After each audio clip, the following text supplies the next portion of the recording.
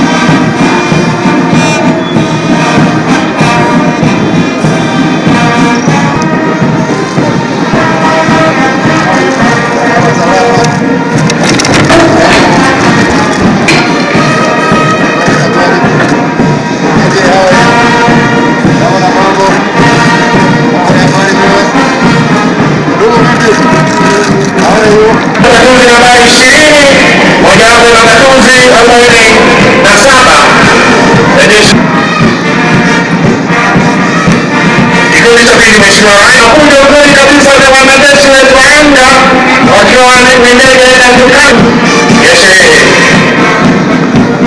hiyo katika mavazi yao rasmi ya sherehe.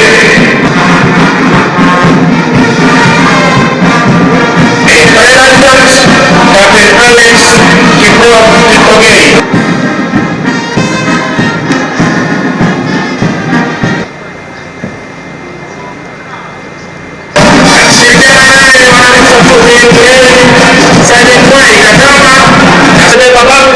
Ambao kwa kweli una ujumbe mwafaka kabisa, ujumbe ambao unaelekana na siku ya leo ambao unasema. Basi hivi sasa wakuu wa vikundi mbalimbali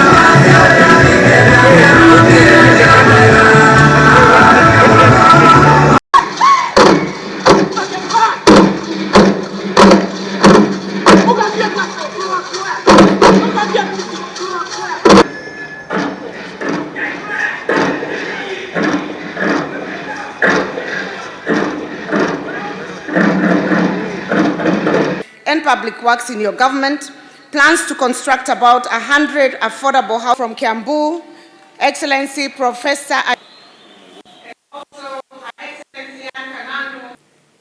It is now my singular duty and honor to invite His Excellency, the Deputy President of the Republic of Kenya.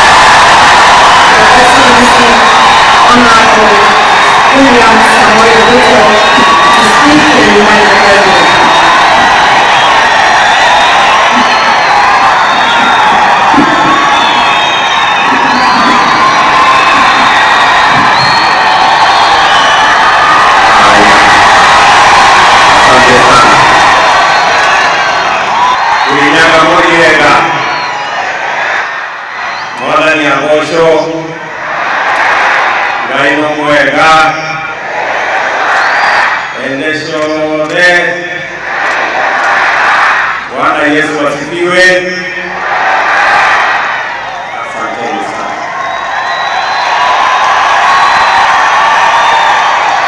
Land. Through collaboration between our county government and the Ministry of Transport, Infrastructure, Housing and Urban Development and Public Works in your government, plans to construct about 100 affordable housing units in Kirinyaga town at an advanced stage. Your Excellency, allow me to appreciate the tremendous work you have done in our county and the region, and indeed the whole country, when it comes to development.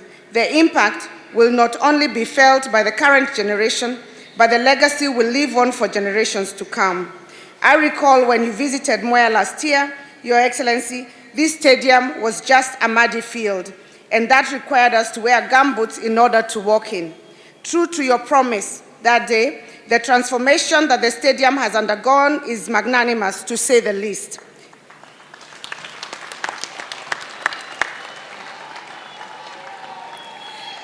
Among other impacts, it will greatly enhance sports talent, development, as well as the country's economic growth. In conclusion, Your Excellency, we most humbly welcome you to tour our county, should your busy schedule allow. We invite you, you have invested renewed hope, whose spirit and recognition of your love for them is palpable. Kirinyaga is your home. We treasure your leadership. We assure you of our unreserved support to your government. On behalf of Kirinyaga residents, I also invite all our guests to sample some of our rich heritage and the hospitality of the Kirinyaga people. As you visit, we invite you to see our famed rice fields, which are not only breathtaking, but produce the best aromatic Bishori rice in the globe. Besides the Bishori rice, we also produce some of the best world-rated tea and coffee, and as a way of promoting our farmers, I invite you to buy a kilo or two of these products before leaving the county.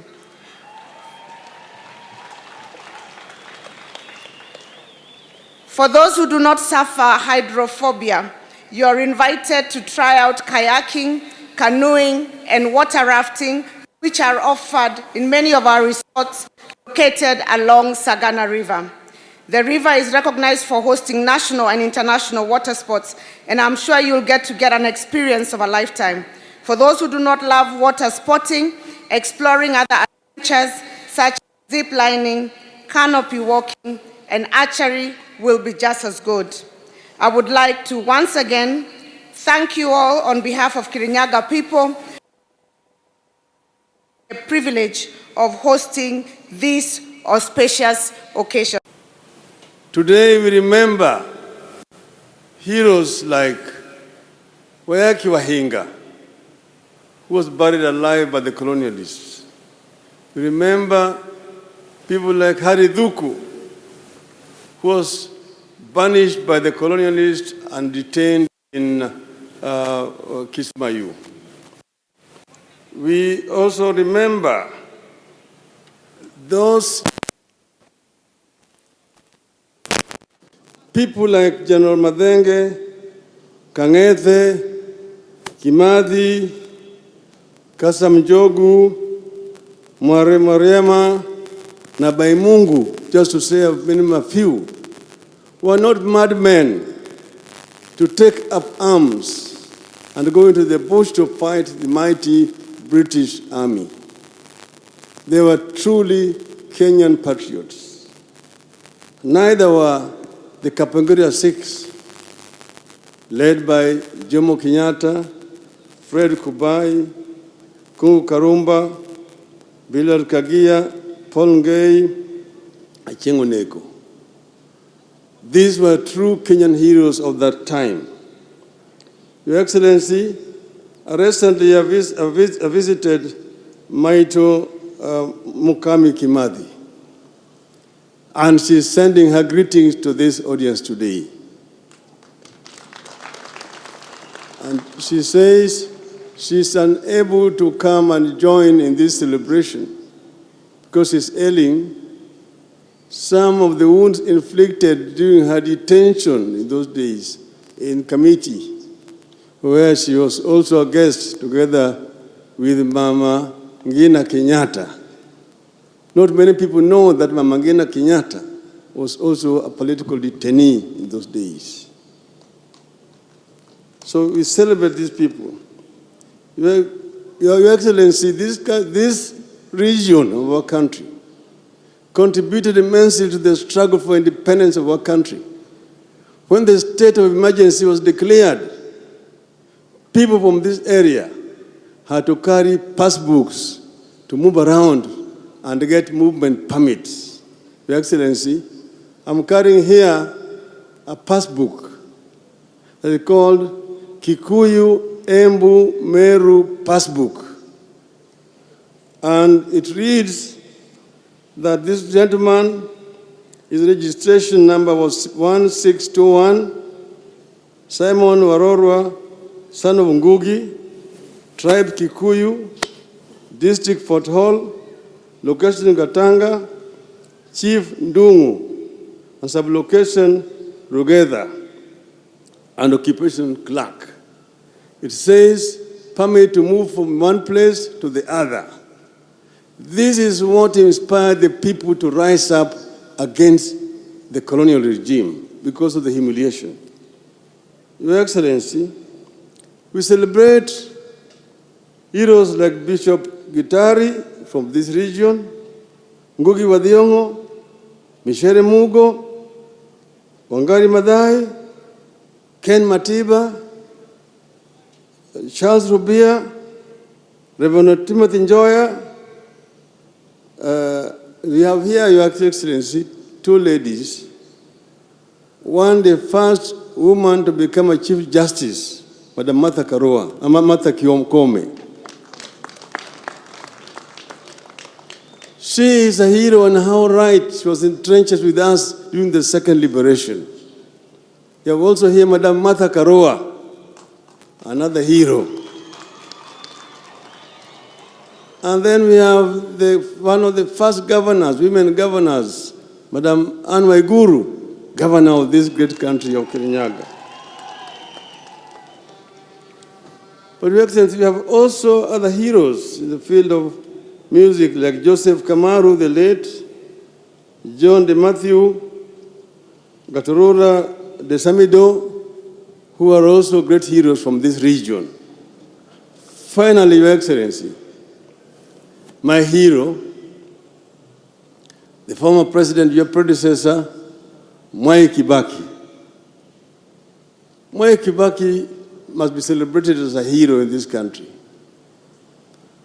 When I said Kibaki Tosha, they said no Luo, they said Raila is finished politically. No Luo can vote for a Kikuyu because of what happened to Tom Mboya and Jaramogi. I went and told the Luos that there has never been a war between Kikuyus and Luos. That Kikuyus and Luos have been partners in the struggle for independence of this country. That Jaramogi, who said that Kenyatta must be the leader of this country. And Kibaki was a son of Jaramogi, who took him from Makerere and brought him to Kenya and made him the chief of executive officer of KANU. Your Excellency, the Luos voted to make Kibaki 98.5%, showing that this tribalism thing is very skin thin. But then, Your Excellency, Honorable Kibaki got an accident and could not campaign. You campaigned for Mwai Kibaki. We saw him on a wheelchair in Nairobi. We came with him from Githurai, through Thika, through Kenol, through Muranga, Kirinyaga, Kerugoya, Karatina, mpaka Udhaya.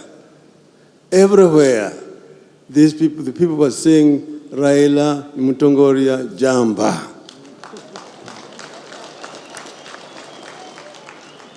So Raila Odinga is a friend of the mountain and has been able to climb the mountain. I thank you.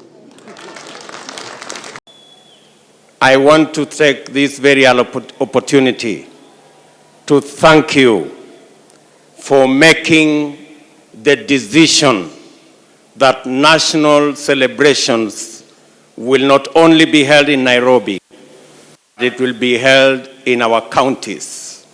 And thank the people of Kirinyaga for this beautiful ceremony they have hosted you in this Kirinyaga Stadium.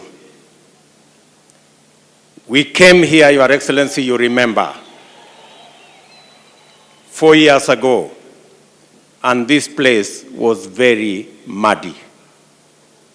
Today, we have a world-class stadium because of your commitment to the development of our country.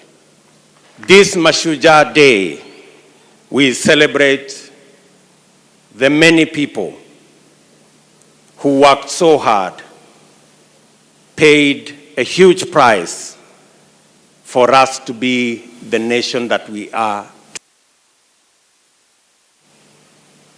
We celebrate them for their selfless sacrifice that today makes us a nation.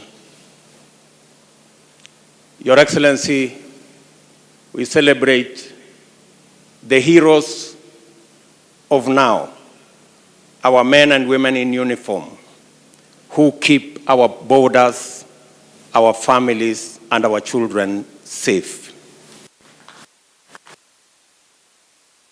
Celebrate our farmers who wake up early and sleep late,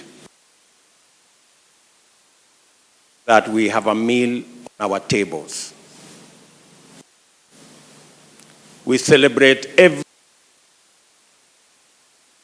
who wakes up early, get to work, pay their taxes, so that Kenya can continue to be a sovereign nation. Your Excellency, we celebrate as our leader.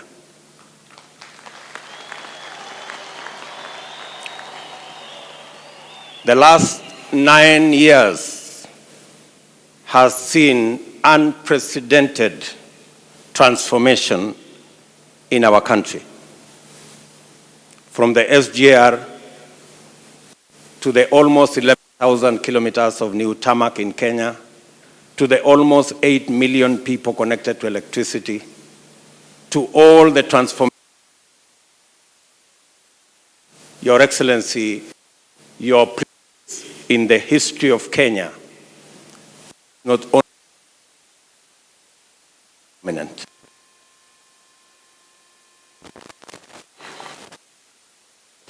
National leader in Kenya will set the standard for the leaders that will come after you.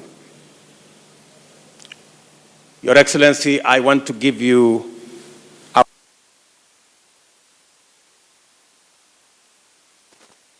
us here that we will build on the legacy that you have set, and we will ensure that nothing that you will leave behind is left incomplete. We will build on it and make sure that Kenya goes. Your Excellency,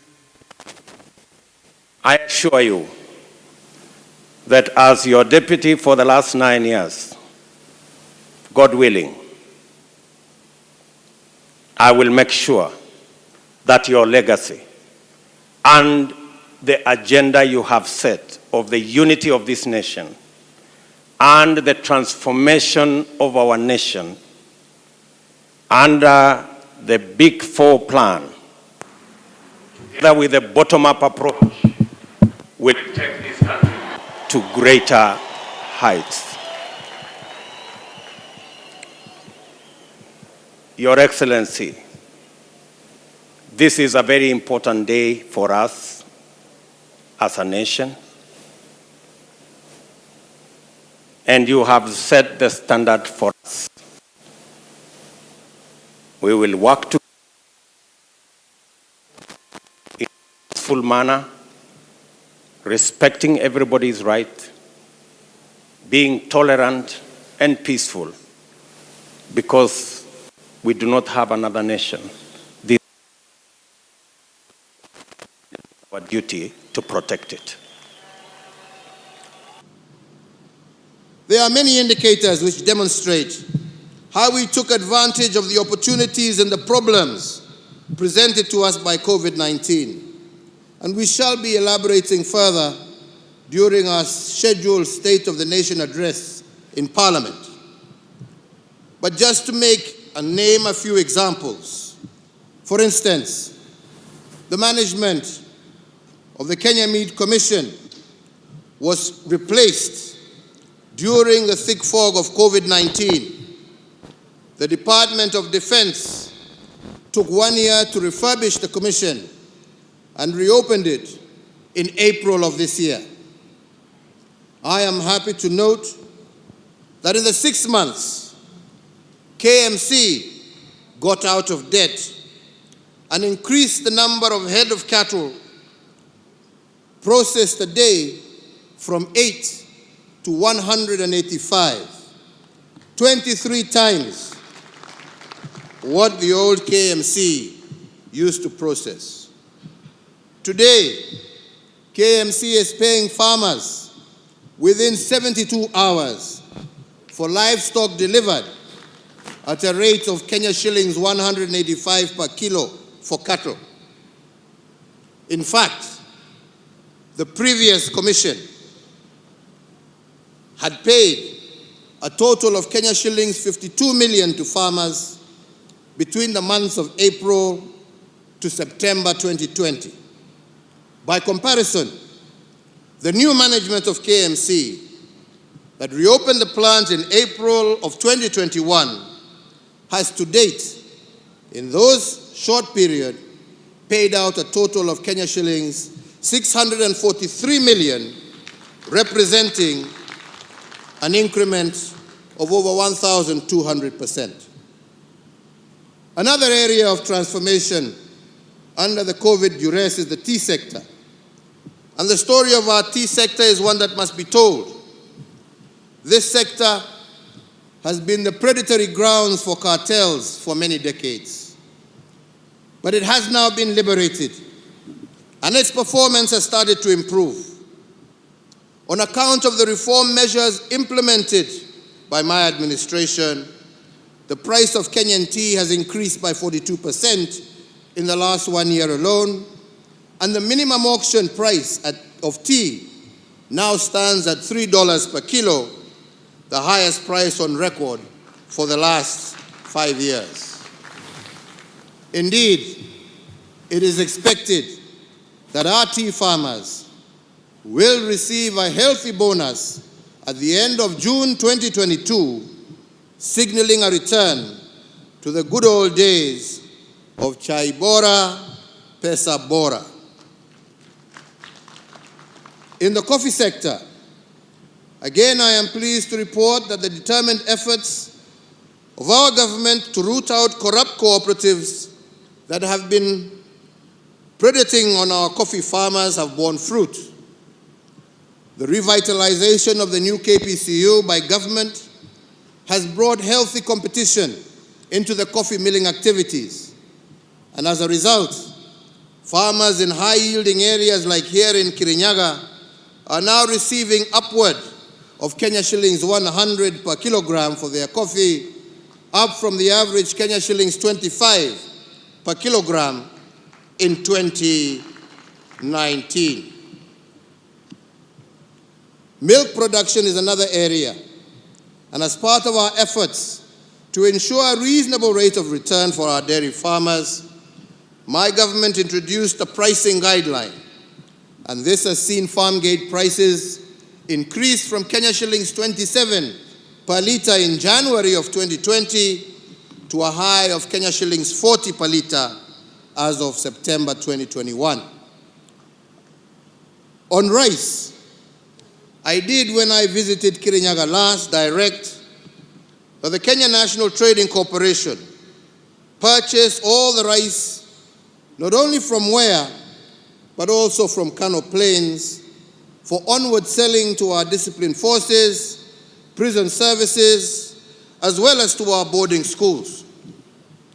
And I am pleased to confirm that last year, out of 6 rice cooperatives nationally, Mwea Rice Growers Cooperative sold the most bags of rice to government. And in fact, for every 10 bags sold to government, Kirinyaga farmers sold 7. And out of this, they realized a total revenue of over 1 billion Kenya shillings. I look forward to Kenyans being relieved of the burden of high tariffs by Christmas Day. The 10th intervention is in the banking sector. The transformation of our economy and the emergence of our nation as a financial hub is as a result of the efficiency secured by technology. The gains we have made in digitization of our financial processes and transactions have made it possible for us to better track and trace illicit flows of money. In view of these, we remain committed to the anti-money laundering and the combating of financing of terrorism CFT frameworks stipulated by the Proceeds of Crime and Anti-Money Laundering Act, POCALMA. These include the requirement for financial institutions to report cash transactions above $10,000. However, it should also be recognized that the implementation of the framework by banks has been onerous for micro, small, and medium enterprises, and cash still remains an important payment channel for MSMEs, representing 80% of all their financial transactions. Therefore, accordingly, the implementation of the cash transaction requirement by banks has not been facilitative of the operations of MSMEs, and to some extent has inhibited their growth. And in this regard, I further order the National Treasury, after consultation with other stakeholders, to immediately cause the upward revision of the cash transaction reporting threshold from the current mark of 1 million shillings, applicable to both withdrawals and deposits by customers. The financial institutions, however, will retain their reporting obligations to the Financial Reporting Center. The 11th intervention is to access to credit.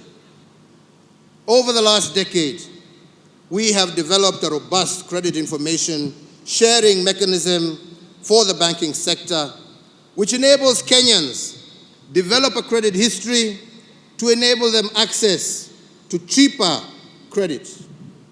This is an important pillar for pricing of loans.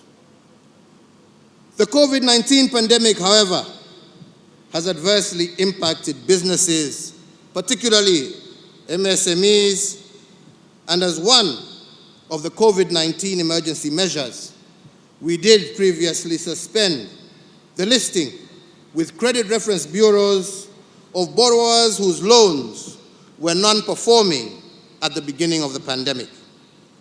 This suspension lasted for 6 months, from April to September of 2020, and provided relief, particularly to medium, small, and micro enterprises during the pandemic period.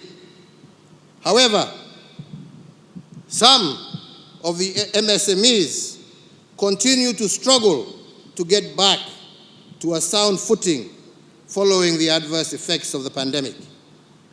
So in that regard, and to further augment the interventions that we are making to give micro, small, and medium enterprises reprieve, I further order the National Treasury, in consultation with stakeholders, to secure the following additional measures to provide further space for recovery of micro, small, and medium enterprises.